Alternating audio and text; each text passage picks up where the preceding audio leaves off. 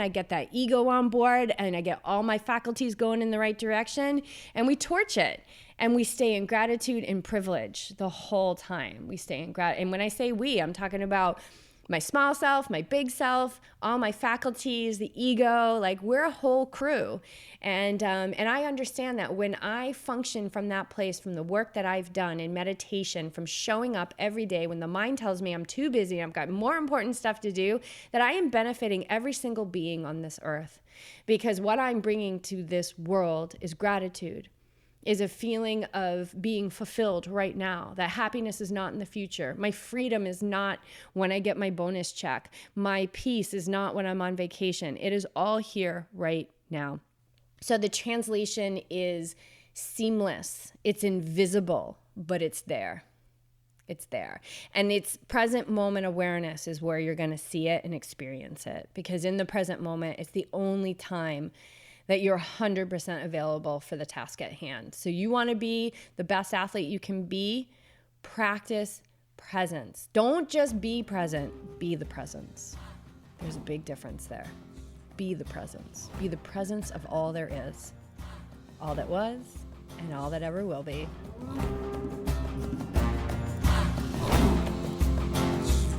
Quick, Beej, it's 11:11. We gotta start the podcast. It's 11:11 a.m. Okay, we're gonna get this show on the road. Let's roll. Okay, welcome back, you guys, to the YogiTriathlete podcast.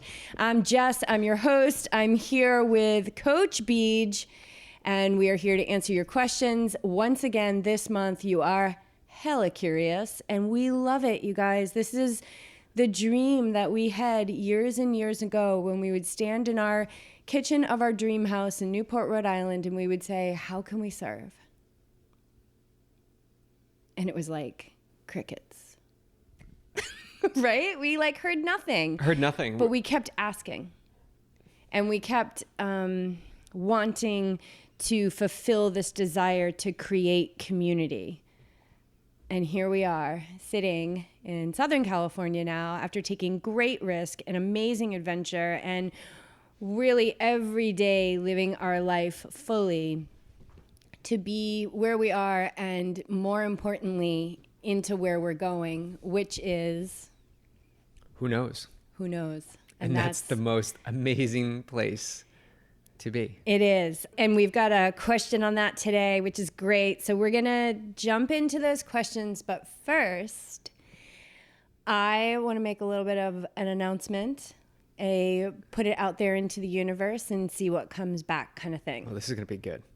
Well, buckle up. So I've been feeling this for a while, and actually a couple years ago, we did work with someone for a short period of time, and then that relationship just effortlessly fell away. But it's in regards to assisting me with the podcast every week.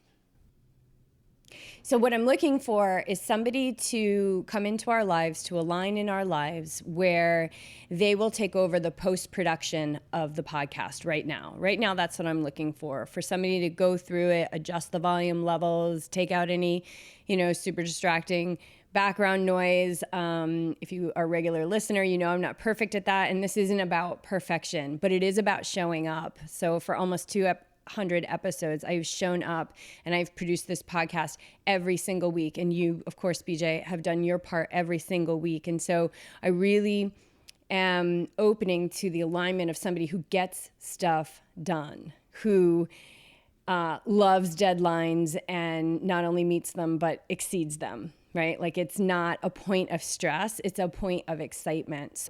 And so what I've learned about this podcast is that, it's different every week and the conversations are amazing. So there's such an incredible benefit of being able to listen to the conversations as you're working on the post-production.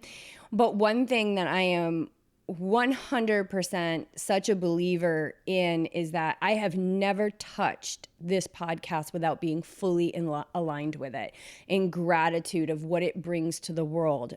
Creating connection, sharing stories, deepening messages, the intent that when we do this, we realize that we are more similar than different, that this podcast carries a massive message into the world. And I always want to honor that message. And so it's about being in alignment with what it is that we're producing. It's so much more than a podcast. So right now, what I'm looking for is somebody, if this is hitting you in your heart, because that's where I want you to feel it. If this is hitting you in your heart and you are somebody that just gets stuff done, side note, without drama, because there's a lot of people that can get stuff done, but there's a lot of drama in it. I'm not interested in that. Let me know. Reach out to us. Send us an email at yogitriathlete@gmail.com, and we'll just get the conversation started. So the vision is that you grow with us. We are growing. This is a huge year of expansion. 2020 is a number 4 year, which is growth of business and expansion. So we are ready. We've already brought Kyla on as our coach. She's already got a squad. It's just amazing. And so the vision is that you grow with us, that eventually you take over the social media of the podcast. You procure the guests. You help us with the research. Perhaps you take over the writing of the blog. I don't know what that looks like, but just know that the limits do not exist, and that we always move and make decisions for what is best for everyone. So it's not us at the top and then whatever trickles down is your luck. It's we all grow together. We all expand together. We learn together. We grow together, and we kick ass together. So if that's something that you're interested in and that's up your alley, I use Adobe Audition. And that's what I'm familiar with. If you're familiar with Adobe products, that is a plus, but we can get into more details about it. And I really don't know what it looks like pay-wise. Perhaps it's a trade of coaching plus pay. Perhaps it's just a trade of coaching. I really don't know. I'm just putting it out there, you guys. I'm putting it into the universe, and I will continue to meditate on bringing in that person who is ready to take on this amazing, precious, precious gift that we have been the stewards of for the last, going on 4 years now. Yeah, it's been a while. And it's time. It's time. It's been on my heart. I always say, you'll know when it's time, and it's time. I've got a lot of things that I'm working on and writing, and I feel this book is coming on strong, and I'm writing as best I can, but releasing the podcast is going to be a big piece of me being able to dive more into writing. So. Yeah, I love that. Someone out there will support your ability to put words down on paper and create a story. Right. And we're not asking for a volunteer. We're not asking you to volunteer. We're just putting it out there. This is how we work. Yeah. We put out to the universe, see what comes back. Yeah. And we have an abundance mindset, so we will provide as we are provided for, because that's always how it is. And it's really funny because this is how the mind works, right? It's if somebody comes and they do the post-production on the podcast, then I can write my book.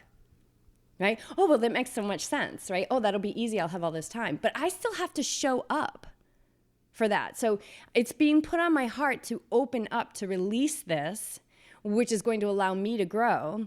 But I also need to show up and get through that resistance every day and write. And also, I'm training for a 100-miler. Now that's going to play into this, right? So it's showing up for that and showing up for what I need to do. So we can make all the logical sense about the change in our life. But when, it all comes down to it, it's showing up in the moment to do what you said you were going to do.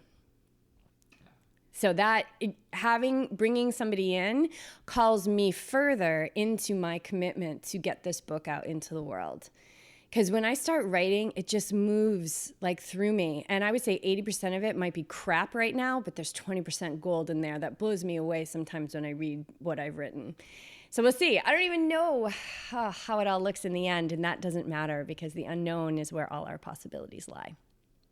Okay, so YogiTriathlete@gmail.com. If that's something that's making your heart sing, let me know. Cool. All right. Should we dive into questions? Yeah, let's get it rolling. Okay. All right, our first question, this is actually perfect, what we were talking about, segue. This comes from somebody who messaged us. So if you ever message us or you text us, we're just going to keep it anonymous. We want to respect that. And this question is, how to walk away from a job or career that makes life miserable into a world of unknown and lack of security. So I'll let you take this one away, Beach. Boom. Yeah, this is an experience that I was thinking about this on the bike ride yesterday. like an experience that I had that I needed to have in my life, and I'm coming to terms that this is exactly how it was supposed to happen to me, so that I can share with others in this very, very question. And we get this question a lot. This isn't a one-time question, but it's great that I can address it on the podcast so that we can clear up some things and you can get some insight into the story. Because we did talk about it when in a few podcasts. We actually did one, I think, when we were in Asheville with your cousin, and she interviewed us, and we briefly touched upon it. But I was working at a company that I had been working at for a long time. So ever since I got out of high school, and I felt obligated. Like 2 decades. 2 decades. More than 2 decades. Right. Actually, I worked for them when I was in college during the summers. So even before, almost 20 years. And amazing company. And the alignment was there for so long. And then as I began to awake, which I feel like this person is at that point too, where they start to question, like, is this miserableness, and whatever level that is, right? Whatever miserable means. Does it mean you're just going through the motions at work, or does it really mean the conversations you have with your coworkers? Like, whatever it is that is inciting something inside of you that's not aligned, like, you really got to get curious about that. And in my experience, it got to a point when I want to say when I started to really dive into meditation and questioning things, that I began to realize this is something I don't have to do. Although I had been conditioned that you need to have a full-time job, you need to have benefits, you need to have paycheck. And while all that's going on in my mind, you were always there saying, you can walk away at any time. You can always just, find a way. You were totally on board. It was me, right? Me and that fear or lack of the ability to provide that always rose to the surface. So you're always there to support me. And when things got super challenging, and this is the lesson I learned in all of this, is that you allowed me to have this experience where I would come to the realization myself that enough was enough. Like, when will it be enough? And as an endurance athlete, you can go and endure as long as you want, right? Just endure, waiting for it to be over, or you can just end it and move on and live a more vibrant life that's in tune with what you are passionate about. And so to address this question, I got to a point where I really wanted to coach. Like, I had this strong pull to coach. So I started a master's swim program 3 days a week. So I'm still working my corporate job, right? I'm like, this is what I need to do. This is providing me the ability to do what I love, which is triathlon and coaching. And so I started to coach master swimming, and I had to do my due diligence to become that coach. I had to go out and get my lifeguard certification, all these steps that could have stopped me from pursuing what I love, because the job was there. I just had to show up every day from 8 to 5, do the work, and then leave, which is something that kept me at that job. I could do whatever I wanted before 8 and whatever I wanted after 5. I didn't have to bring that stuff home with me like I did previously in my contract job, self-employed. So that was a benefit. That was awesome, right? I could just leave the stuff at work and be able to do what I wanted when I got home. But when I started coaching masters, it really ignited something inside of me. And I coached 4 days a week, got up for 5:30? Was it 4 days a week? Yeah, Monday, Wednesday, Friday, and then a Saturday session. What I think is great about the coaching thing is that you had it on your heart you wanted to coach. And when we have it on our heart that we want to do something else, the first question is, how am I even going to make money at this? And you started this master's swim program, and you weren't getting paid. You just kept working from your heart and trusting that however it was going to unfold, it was just going to unfold. But you were in love with it, so it didn't matter. No, and I even remember going to talk to the aquatics director, and they were like, you don't want payment? I was like, no, I don't want to be paid. I will collect payment from the swimmers to contribute to the Boys and Girls Club, which is such an amazing thing that I could do. I was the what do you call it? When you serve, or when you steward. I was the steward to help generate income for the Boys and Girls Club. How amazing is that? And I got to say, the psychic that we had spoken to said I was going to work a lot with children and the growth of kids in sports. She's always said, she said before you even had a reading with her, she told me that back in 2010, that you were going to work with, like that you needed to work with kids. And so it was at the Boys and Girls Club, and I was coaching adults, but at least you were serving the children. I was, right. Yeah, it's really beautiful. And that just really strengthened that inner alignment, that desire inside me, because it starts with the desire, right? The desire to help others. And coaching swimming really was rising to the surface, and triathlon training is something I love. And the stuff at work became stuff at work, like just a job that I did to provide the ability for me to train and coach. Now, that doesn't mean I didn't like what I did. Like, I'm a creative person, so creating websites, being in the creative department, logistics, I love that, figuring things out. But then it got to a point where enough was enough. And what was that point? Well, you know, I was posting social media. I was in charge of 16 or 17 social media accounts. I realized I was posting and promoting the consumption of meat and dairy products in our restaurants. And for me, it finally became, this is not about the job. Like, I can separate the two for a while, but then it became a hit on me as to, I don't want to contribute. Like, it had become enough. I don't want to contribute to this. There's nothing they're doing wrong. It's just, I don't want to participate in it. I really don't want to participate in this. I don't want to post prime rib. I don't. It's not aligned with me. That was my decision for me. That was the draw that pulled me up inside. And we had the discussion of, like, what if you left your job? This is when I, like, proactively brought it up. You've always been accepting of it and willing to back me. But it got to a point where it didn't align anymore. And so we came up with a plan to get out of it. And actually, I had a transition job. So this is an amazing story too. We were using a plant-based health bar, and I actually got the email marketing newsletter in my email, and I just was like, okay, well, Jess, I'm just going to send an email to them. What do you think about sending an email? Because my mind at that time needed the reassurance, right? It's always looking for reassurance. I wasn't quite confident in my decision yet. And Jess was on board 100%, saying, yeah, send them an email. Like, just send them an email. So I did, and I asked if they needed help with their website or marketing. And I want to say within a day, I got a response from the owner of the company setting up a phone call. And we discussed the options, and that became my transition.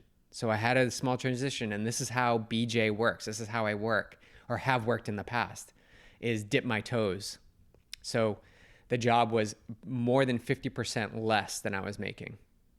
But it was something that aligned with me. I was going to promote a plant-based product. So I'm still being creative. I'm still using that outlet. I'm still an entrepreneur, and I'm still using my marketing skills to promote something I strongly believe in, which is a plant-based lifestyle. And then from there, that didn't last too long, because we had to build YogiTriathlete. And Jess, I think we got to a point where we're going to hit the road, and we're like, we have to both be all into this. We have to be all in. So the same as what Jess was talking about at the beginning of the podcast with writing her book, we got to let some other things fall away. So that's what I did. I quit that job, second job, and we hit the road, and YogiTriathlete was full on gung ho. So that transition from the point of where I was like, I need to make a change, to actually leaving that first company, I want to say was 6 months or less. So it takes time. And in my process, it was just continuing to align with what I liked to do. I like to coach. I like to swim. I like to bike and run. And I like to engage with others. I like to promote on social media. I like plant-based lifestyles. Those are the things I love.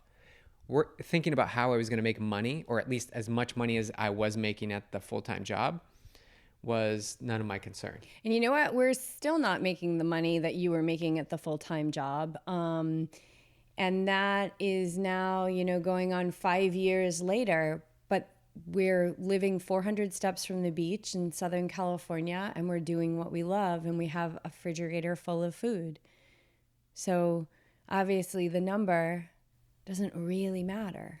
But the comfort, I can understand their situation, is the comfort So of what you know.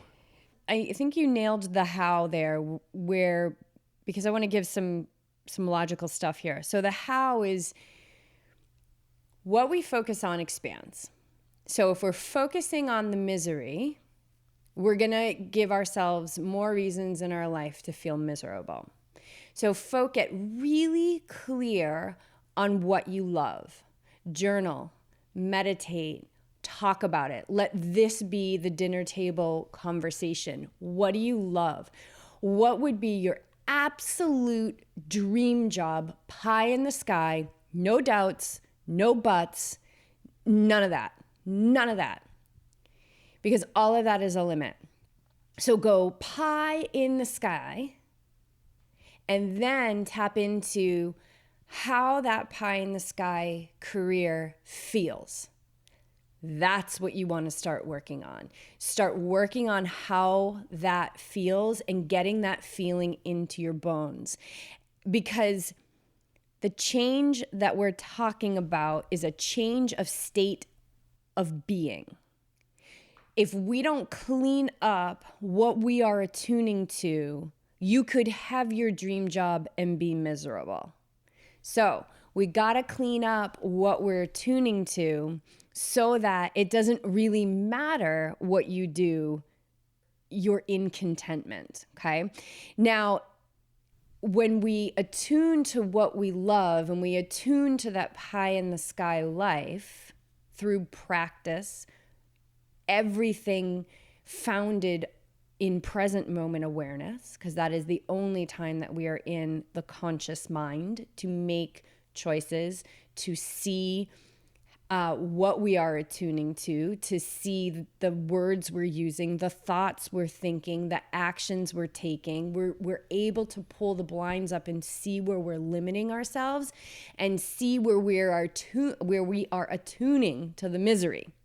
So as we clean up our act and we raise our frequency to that pie in the sky life, anything that is not in that same vibrational frequency has to go. That includes people. It could be family members. It could be, oh my God, I thought I was going to be best friends with this person for the rest of my life. They may fall away because you're not attuning to whatever that shared energy used to be. So the biggest thing is in this process, start right now. Start right now as you're hearing me say these words. Get clear on what you want. Why you came here on this earth. You came here on purpose. And if you are in misery, you're not living your purpose. So focus on how you want to feel and understand that there is going to be a time where you're going to have to jump. You're going to have to jump at some point, and you're going to jump into the unknown at some point. You want to make a change, any and all change is going to put you into the unknown. But when you're attuning to that truth, you're attuning to what you love, you're giving yourself the space and the privilege to do more of what you love, that jump is going to be so much easier. Because to go from misery and just say, screw this, I'm out of here, even though that would feel so good, right? To like walk in, stomp in and be like, I'm out of here. It's not a great thing to do. I would highly advise that you don't do that because you're making change from a place of anger and misery. You want to make a change from a place of love. You want to make the change from a place of love. That doesn't mean that you won't have moments of like, oh my God, what did I just do? But you'll be so rooted in this feeling of this pie in the sky life and career that you want to live.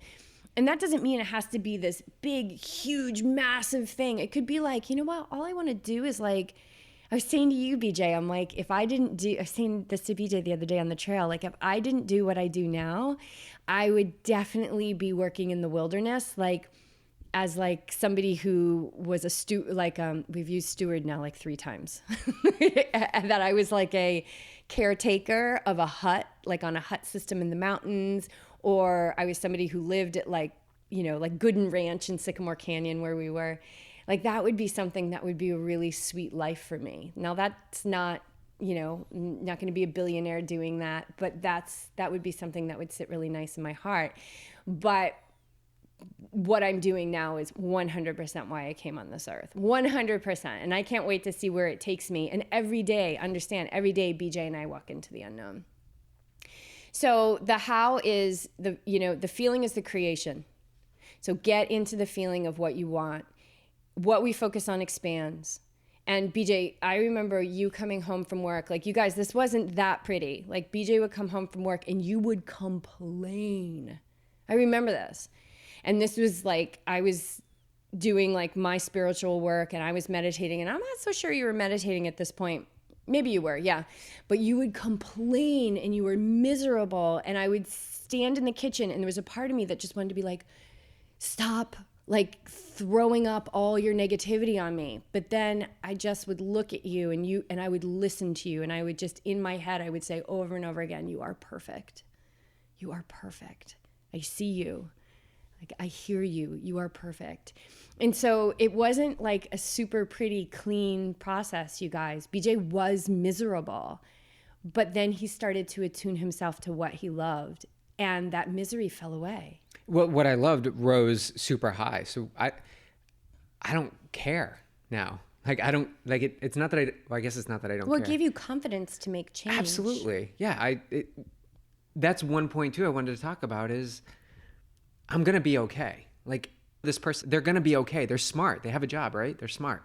Believe you will find a way. You will find a way. We always find a way. And if you're taking care of land, or if I'm working at Whole Foods, it doesn't matter. It's aligned. It brings me joy. It makes me happy.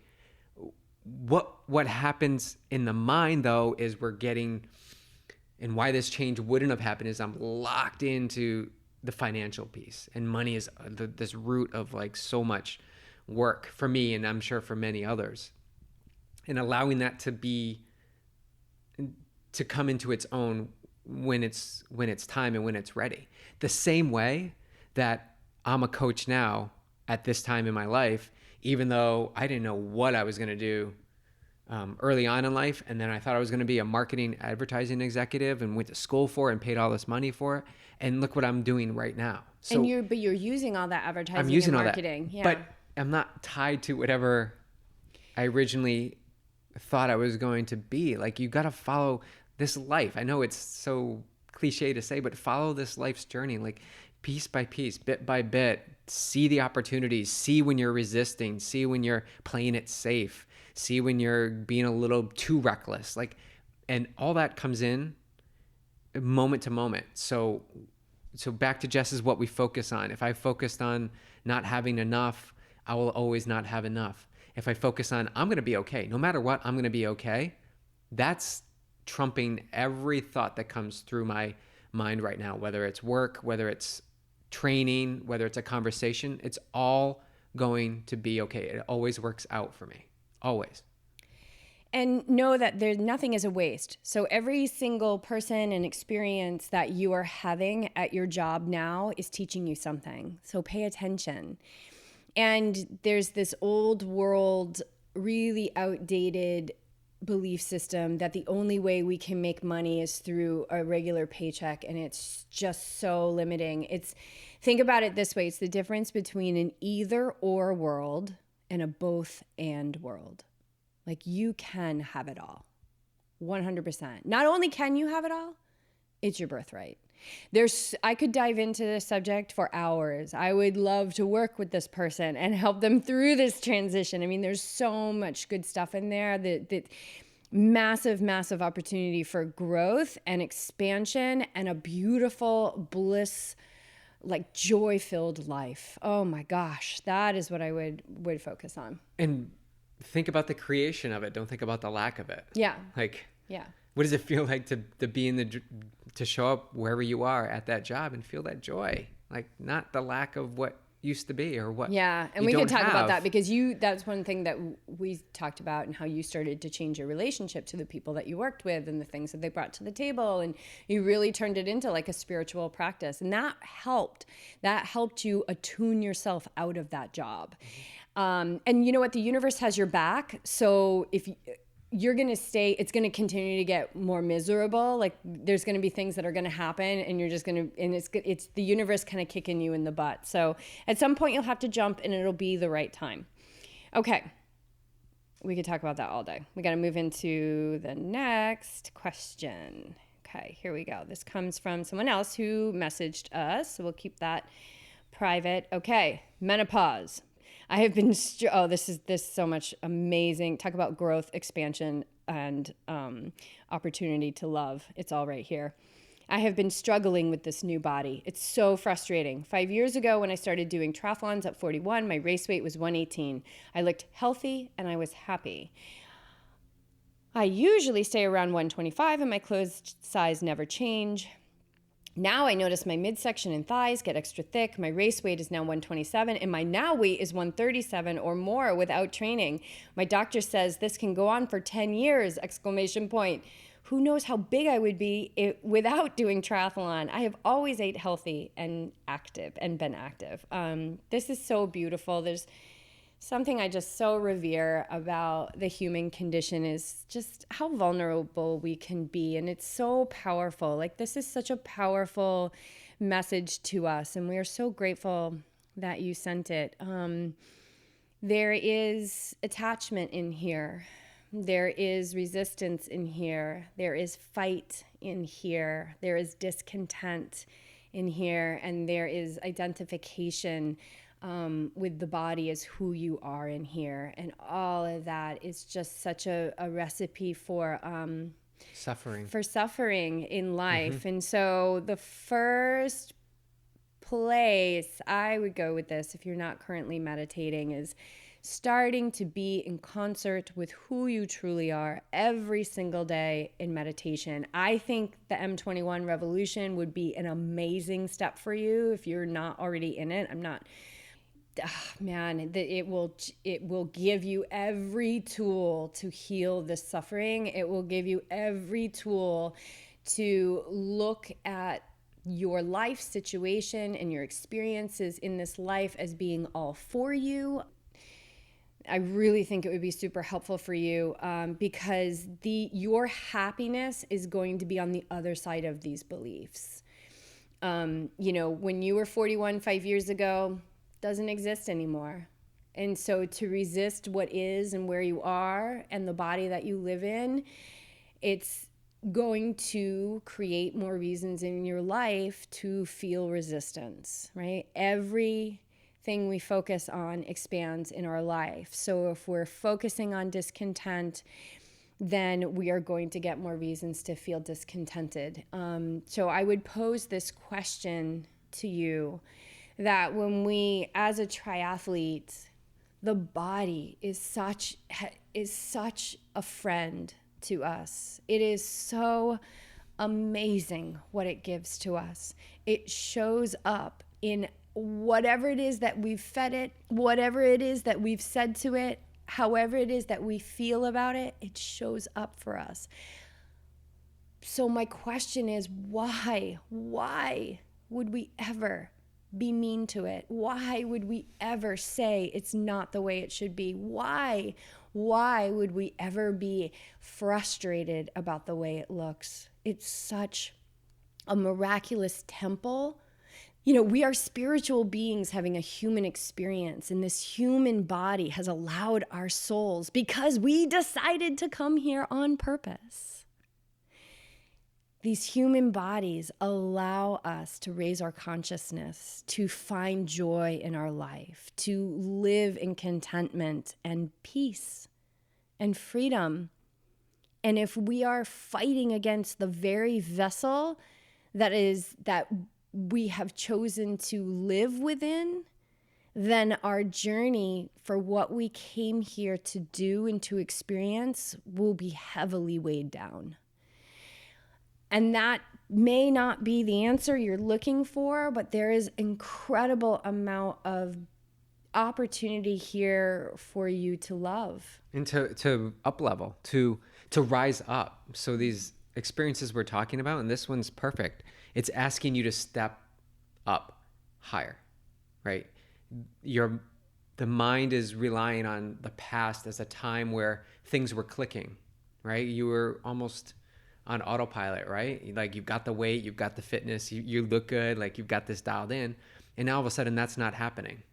So the mind's looking back to something that doesn't even exist anymore. Well, you'll never be that person anymore in that time frame. You weren't the person you were when you woke up this morning. Inside, you are. Inside you are. You're changeless. You're changeless. But outside, you're not the same person that, you were born, how you're born. The same person that went to first grade, the same person that, graduated high school. You're not that physical person anymore. Inside, you're the same person. So you've changed body type and structure your whole life. What's happening is you're taking a snapshot in time and attaching to that snapshot.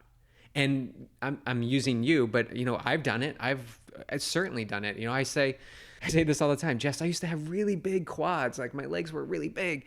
And Jess has known me for half my life, and she doesn't recall me ever having. And actually, I remember when we first started dating, a friend of mine was like, he has really skinny legs. So there you go. That's what she said. So there you and go. I was like, great, another thing I got to work on, the legs. It's this whole perspective and story we create. The memory is not that reliable. So that right there, that's gold right there. But it's tethering you to this idea of who you were in the past, and that in the past you were happy and now you're not happy. So, and your happiness is right now.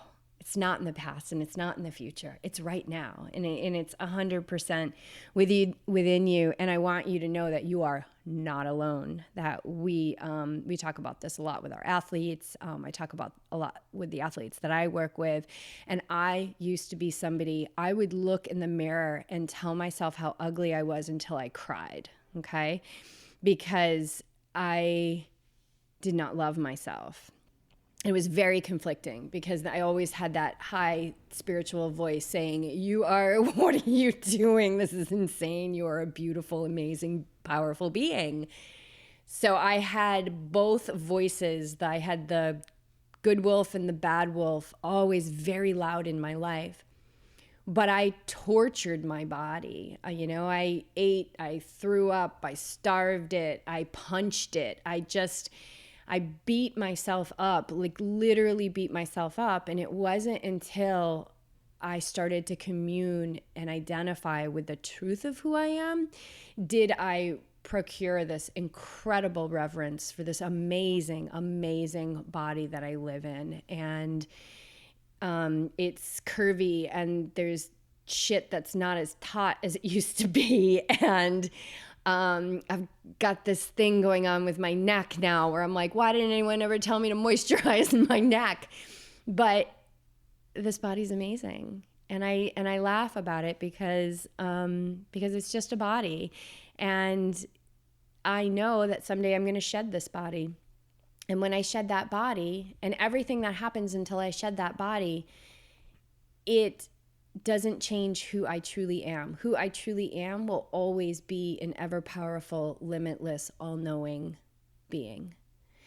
So there's a lot of good stuff to dive into. And I think that M21 would be a great thing you can check out the link in my bio on Instagram, Jessica Mkowski. Just even go in and start getting the vibe. But I really think this might start to give you a new perspective because you can get down to 105 and you're not going to be happy because this is something deeper and your body's giving you an incredible opportunity. Just like the question from before, it's going to get worse and worse and worse until you wake up to the truth of who you are, which is that amazing, perfect, limitless, joyful being that you are right now. So everything that's happening with the body is giving you an opportunity to strengthen that desire for joy in your life. Anything else? I think that's... I'm happy to discuss this with you more too. I mean, this is really a hot beautiful, topic. I mean, it's stuff. tough not to see the physical body. It's tough not to visually see changes happening and how you relate to that. But also, like I said, it's asking you to step up. It's asking you to be curious about what you know. What do I need to know now? What do I need to know now? What can I learn about my body today, and what I need to do now? Yeah, it's calling you to step up. That's perfect, Beach. And focus on what you love about it. There's got to be something you love about it. And I'm not talking about 5 years ago. I'm talking about right now. Right. What do you love about it? The big quads never happen. Yeah, what do you love about it? What is it allowing you to do today? Right. You know, Yeah. every time we get up and, you know, we brush our teeth in the morning, like everything's fine. There are no problems in the now. So this is, you know, the base of everything is this deepening our awareness. In gratitude for what you have. Yeah, and the present moment awareness. It's huge. Okay, another one, which you guys might need to be friends. Here comes a second question.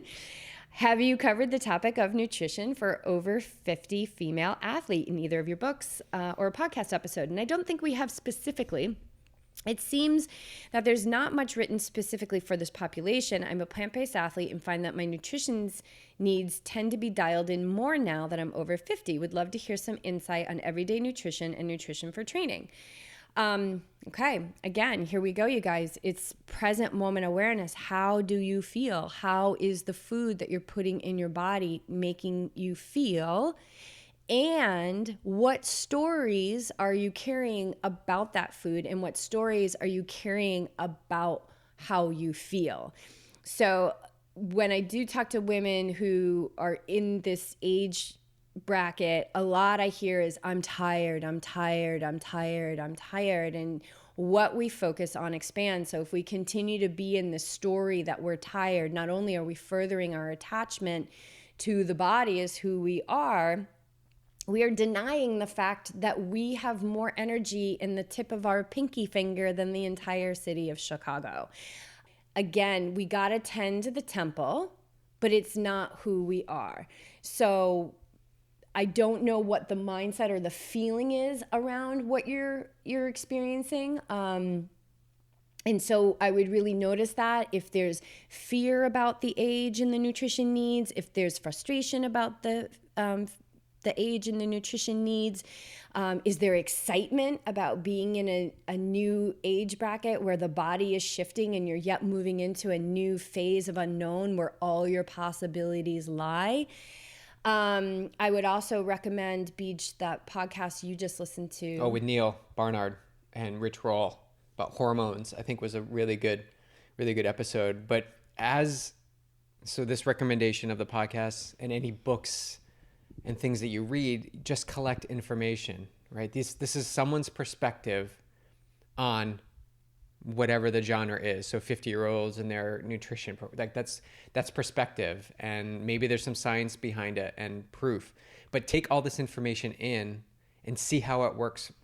See how it works for you. So get curious about the foods that you use. Get curious about stuff that people say, like don't have chocolate after 9 p.m. and all these restrictions. Like what is it? How does it feel and work for you in your lifestyle? Because no, you're not the first person over 50 worried about nutrition, but you individually as a unique spirit on this planet, this is your personal special circumstance that you need to get curious about and figure out how you feel. Back to Jess's, how you feel about it. Like, what does it feel like to have popcorn? What does it feel like to have spaghetti before a race? Maybe this time around this year, that's not working for you. It's not like, how does it feel? The pasta's doesn't feel good in the belly. Great, move on to something else. Be willing to try other things that you haven't before, and always see how that reacts for you. Yeah, and the body is going through a lot of changes, you know, as we hit our 50s, and I'm not that far behind you. I'm about to be 48.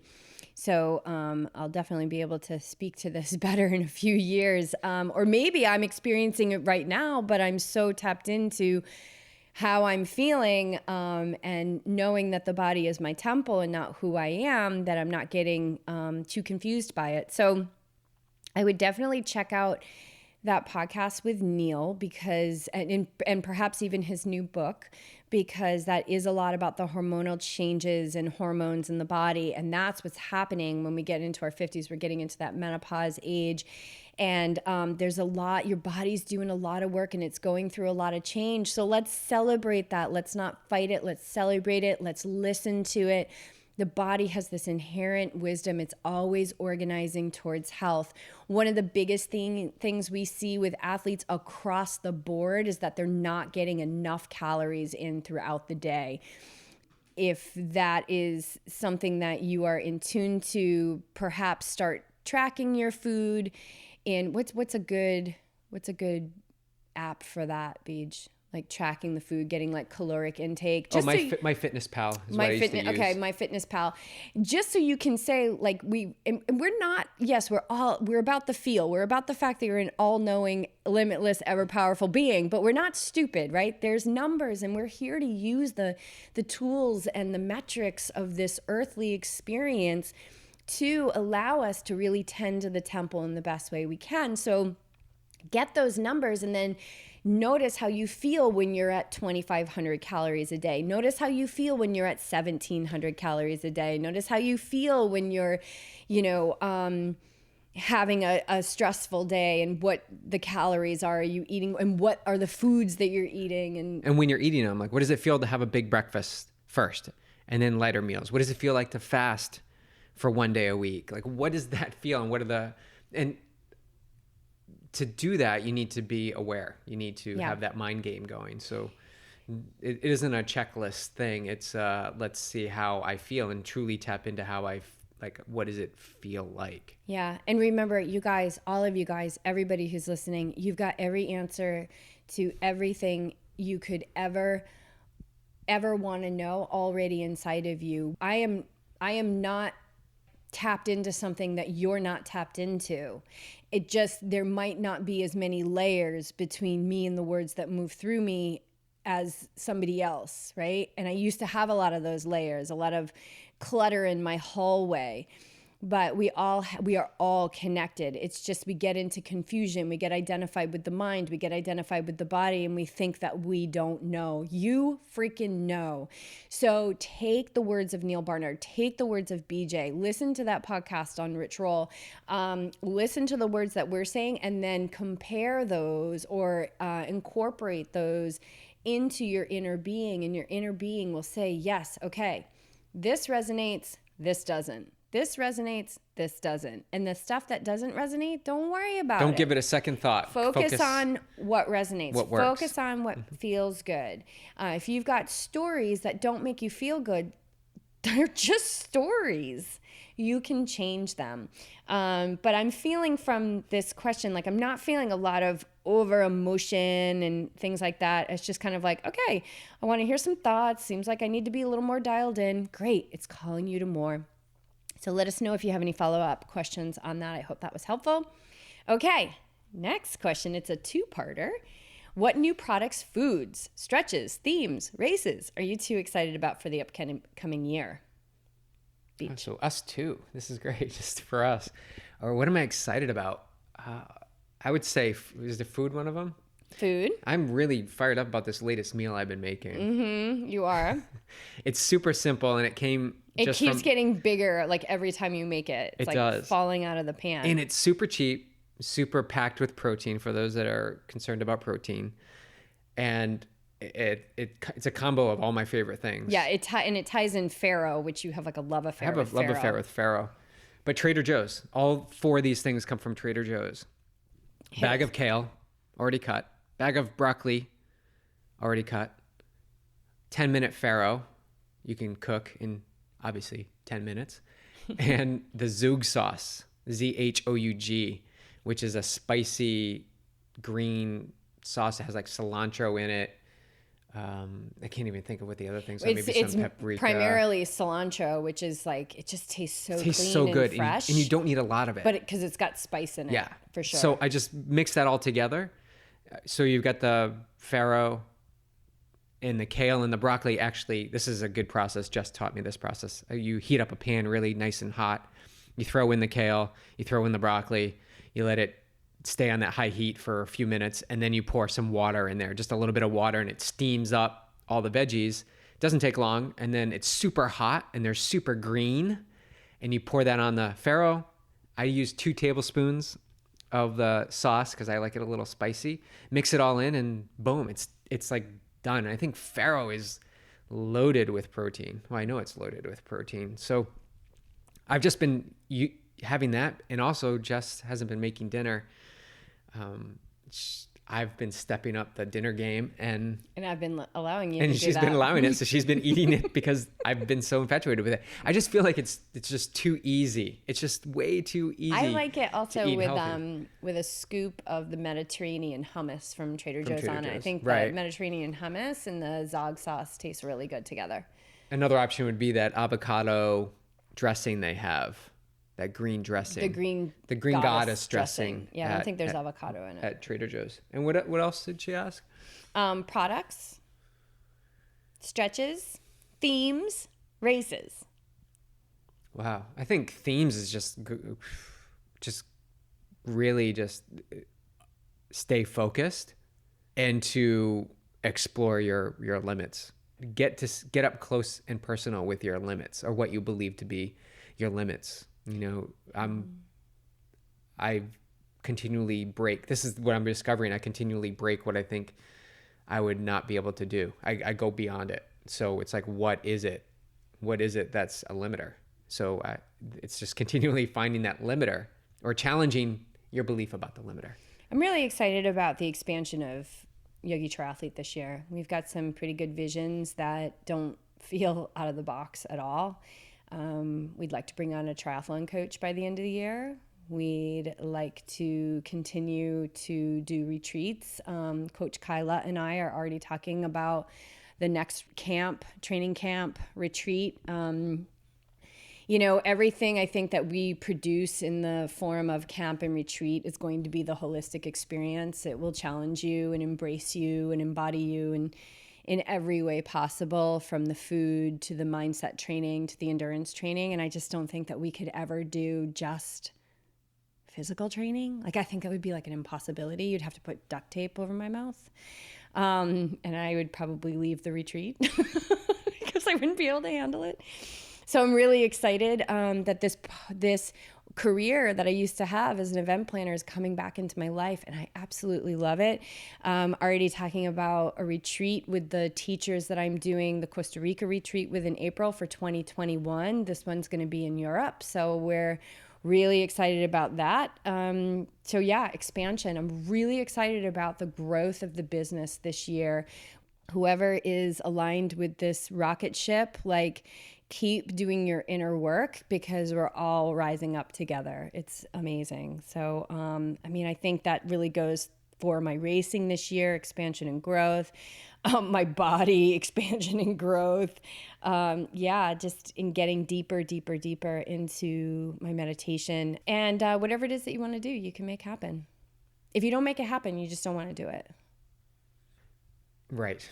If anybody heard my rant on Instagram that Jess captured from the trail, you just got to have the willingness to change. I think I captured 45 seconds of like a 15-minute rant. I don't know. It was awesome. It wasn't a rant. It was a riff. It was a riff. There you go. You were open to the channel. That's all. And a lot of the riffing comes from myself. So it's not like I'm shouting at anyone. I'm shouting at, I guess, myself, deep down. Well, and we're all you. We're all the same. Yeah. So our freedom is bound, you guys. It's bound. So are you willing to change? Willing to change? And if you're not willing to change, it's just lip service. Yeah, and that's fine too. But yeah, what you focus on expands. So if you're continually focusing on these words, you're not acting on those words, then what are you reinforcing? So, not to go off on a tangent. It'll suck enough at some point. All right. And second part of this question, I'm still working on meditating regularly. But when I do and leave the experience feeling the most fulfilled, it's often when it ends in prayer. What is the relationship between meditation and prayer? I don't think there's no division, right? So we come from the perspective and the teachings of yoga, and yoga means to yoke, to bring together. It's oneness. So for me to say that there's a separation between prayer and meditation is ego. It's saying that there's a hard line, and there's not. So BJ's mother, who's an amazing, she's involved with the Catholic Church, and she works at the rectory, and she prays. And when she prays, I know this woman very well. She's praying from her heart. When I meditate, I'm meditating from my heart. There is no difference. The only difference is that my mother-in-law considers herself to be Catholic. I consider myself to be everyone and everything. So there's no line. So it's really how, if you feel fulfilled in prayer, wonderful. Know that anything that brings you to that place of fulfillment is a prayer, is a meditation. There's no line there for me. I mean, there's been times in my meditation where I have recited prayer, maybe not prayer from a book that you would find in a organized religious church or setting, but a prayer that's been given to me, that's been passed through the ages from teacher to teacher. So I don't see any difference there. And it's all about how you feel. If you're a practicing Catholic or another religion, how do you feel? If you feel good and fulfilled, then you are exactly where you need to be. If you're questioning, like I did, where things just didn't add up for me and I didn't understand, you're supposed to love everyone, but that, and this was back when I was a child, but that you wouldn't be able to marry a woman in the church. I didn't understand that. And again, this was a long time ago, but these were questions I had as a young child. And so I started my spiritual journey and I disidentified as being Catholic, and I found who I was, which is all religions, all people, all things, everyone, the energy that creates worlds. And anything that separates us is delusion. It's falling under the Maya of this physical existence. So if it fills your heart, do it. Yeah, my perspective is growing up the same way, like in a organized, religious Catholic home. Like, this is what we did. We do go to church, and these are the prayers you have to memorize, and this is when we say them, and this is how long you say them, and it became a task list. Like, you check the box. I go to 9:30 mass, and I'm done at 10:30, and then I have the rest of my day. So I check that box. Now, I don't really engage in what the sermon was, and I didn't engage in actually the words that are coming out of my mouth. And to me, my relationship with it was built up. It didn't transform. It was strengthened into that as I grew up, all the way through high school, to a point where I started to really get curious about the checklist, like checking that off. And when I'm in meditation, so I don't see a difference in meditation and prayer. What I see as a difference is the checking off. Like, if you're just going through the motion to get it done, saying like, as long as insurance policy, as long as I do this, I'll be okay. And I've talked to the Lord or the higher spiritual being that's up there, I'm okay. And what has been uncovered for me is that this is my discovery process of me. And when these things come up, I'm gaining more confidence in me. This aligns with me. Being quiet aligns with me. Saying a mantra one day and just breathing the next day and having no thought the day after is, to me, time with myself. It's tapping into who I am in that moment, not serving the agenda, I guess you could say. And that's my relationship with it. I've discussed this many times. Like, everyone in my family, we were brought up in this. This was really, really strong, a really strong focus. And I never fully embraced it, as I reflect on it. And this is the reason why. For me, meditation or prayer, whatever you want to call it, is time alone with myself, where I can be still and can sift through the noise and discover everything that you talked about before that's already inside of me that wants to rise to the surface, because I want to be more me. I'm never more me than when I come out of meditation or prayer or whatever you want to call it. Right, because you're in concert with your truth. Yeah, it's just a label. So anything that separates us is ego. And the ego is not bad. And if anybody's curious about us talking about that more, put in a question for next month. I love talking about the ego. It's not bad. It's just, it's the part of us that forgot who we are. That's it. But through meditation, through anything that's filling your heart, that we start to yoke into who we truly are. We start to bring everything into the one. then we start to move through our life in a way that benefits all beings. And when we do that, the ego is no longer pointed in the wrong direction, and it starts to point and see through the all-knowing eye, the 10,000 foot view. And the ego, let me tell you, that I love the ego, and she is going to be right by my side for those 100 miles in Tahoe, because she is a little ass kicker and she will get me to the finish. I mean, she's a really, really good friend of mine. I love her. But she also caused a lot of suffering in my life before I realized that we are not separate. We are not separate. So I love it. I think it's beautiful. I think it's really heartfelt. And however you want to finish your meditations that fulfill you, you do that. Absolutely. Okay, 2 more questions. How do you incorporate what you gain from meditation into workouts and races? How do I transform? How do you incorporate? How do I incorporate? It's just it. It's just a way of thinking. It's what is. So what I practice in meditation is what is. It's not like I'm doing work in meditation and carrying that over into training, and there you go, like plopping it from one place to the next. It's a lifestyle, basically. It's how I walk the day. It's how I walk my 24 hours. Everything I do, brushing my teeth, making food, getting on my bike, noticing the thoughts that say you're not going to be able to get up this hill as strong as you want, and challenging that thought. I guess that's the way you translate what those mental reps are you do in meditation. But carrying it to training is no different than carrying it through the full day of your life. Being hyper exclusive to certain scenarios is also leaving a lot of blank space throughout your day to zone out or fall back on old habits. So it's a lifestyle, and it's a moment to moment practice that you can apply to training, but you can apply it to really anything that you do. Yeah, I think it's an effortless application, because meditation changes you on a cellular level. So you're not one person in meditation and one person in racing. And I think it was at Lake Sonoma, if you listen to the podcasts coming off of Lake Sonoma or in those months afterwards, I talk about how I noticed, after a decade of meditating, I noticed at the Lake Sonoma 50-mile race last year, my mind was so quiet. It was just so okay with everything that was happening. And there were some thoughts that came through, but they were so weak and they were not powerful. And I thought, wow, that is a massive cellular shift. Something, as long as I keep the momentum going with my meditation, I am never going to lose that. I'm never going to go back to that massive battle of the mind on the race course.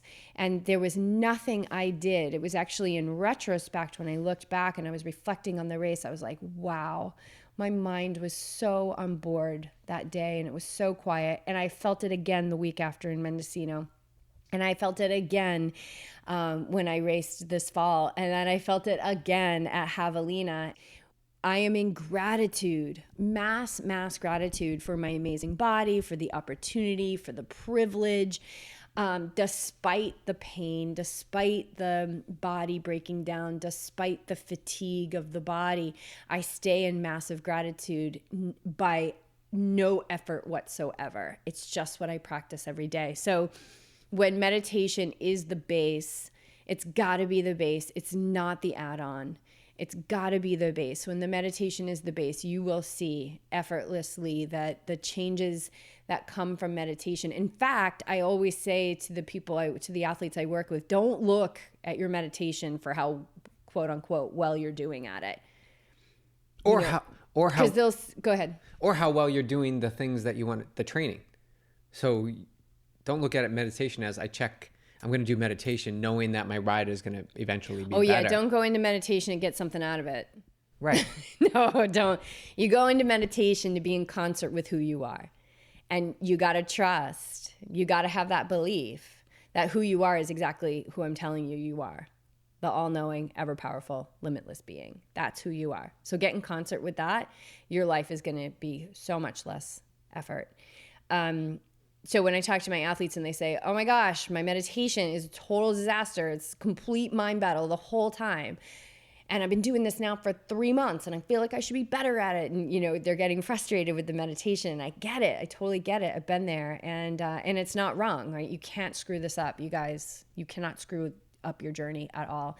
And then I'll ask them, well, what are you noticing outside the meditation? They were like, well, my husband did this thing the other day and normally I would have been all over him, but I wasn't. I just listened to him and I noticed that I was angry and I didn't act on it. I'm like, okay. And they're like, but that's not a big deal. I'm like, that's not a big deal. Like that's life. That's huge. That's freaking life transformative. Right. And then they start laughing because, remember the mind wants to control everything. The ego, when it's pointed in the wrong direction, needs you to stay safe and small. It needs you to stay at that miserable job because the paycheck is worth it.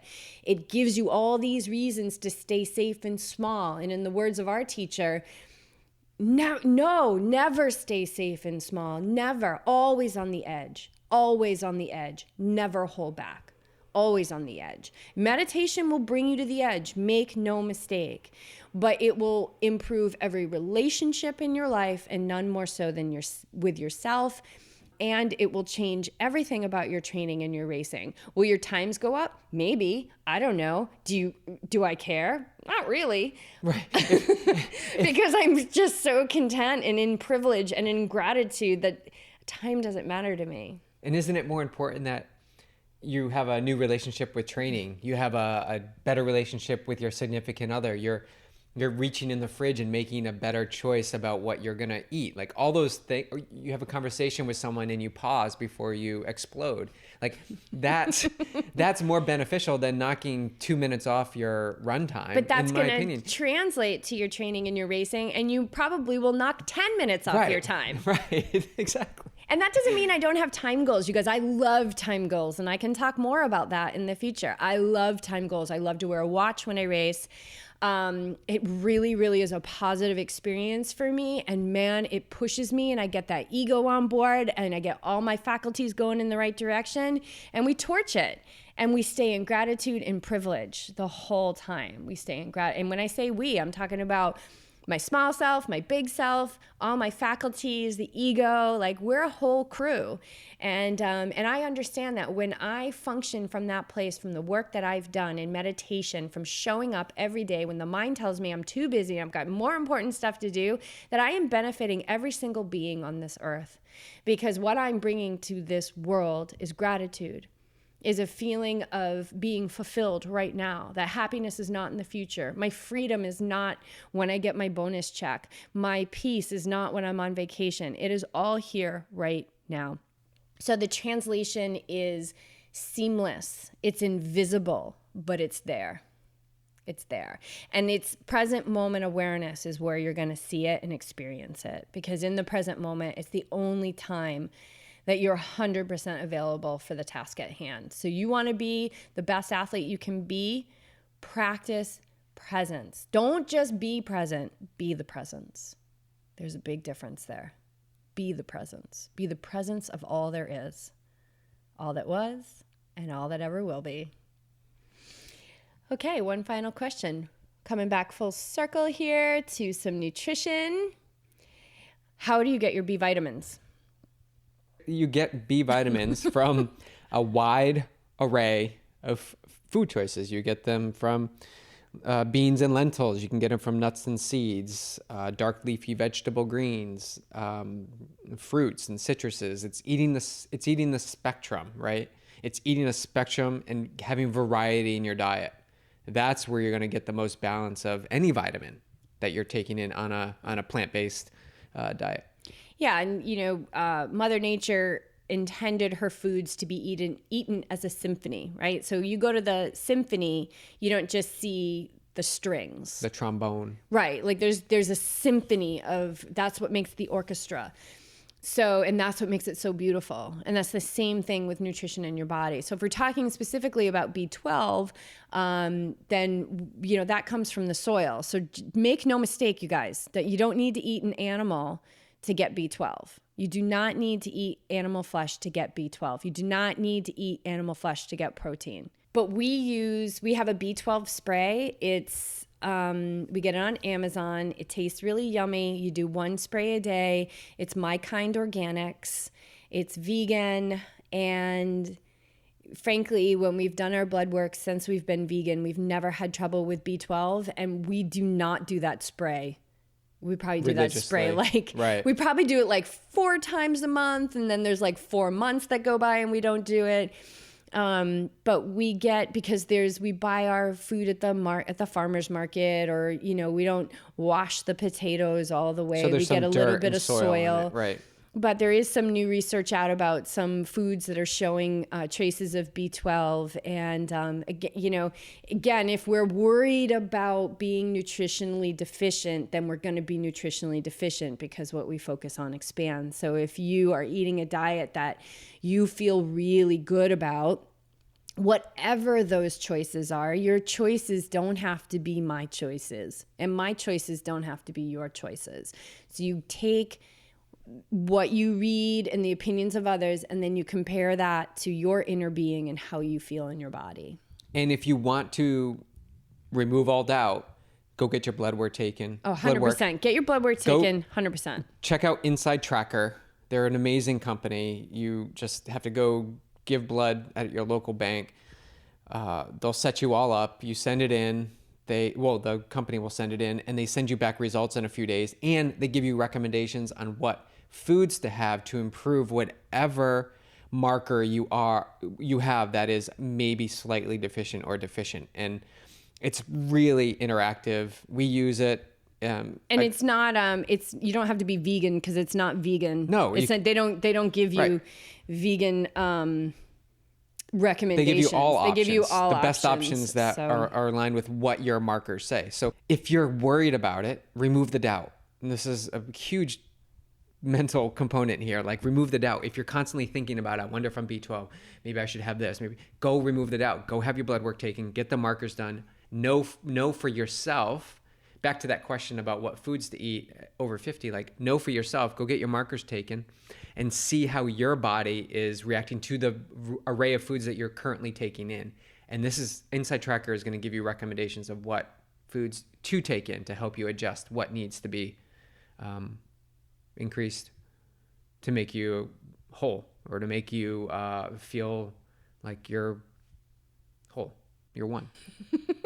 Because we're all trying to get back to be whole. This whole journey is just to remember who we are, you guys. It's just to remember who we are. All right, we're going to wrap this up. Thank you so much for all your questions. Beej, words of wisdom. Words of wisdom. To change, you need to be willing to change. You need to have the will. Do you have the will, right? If you have the will, you feel that strong, compelling desire to make a change in your life, identify what the change is, and take a step in the direction to make that change. And that starts with having the will to be okay with leaving who you think you are behind and embrace who you truly are inside.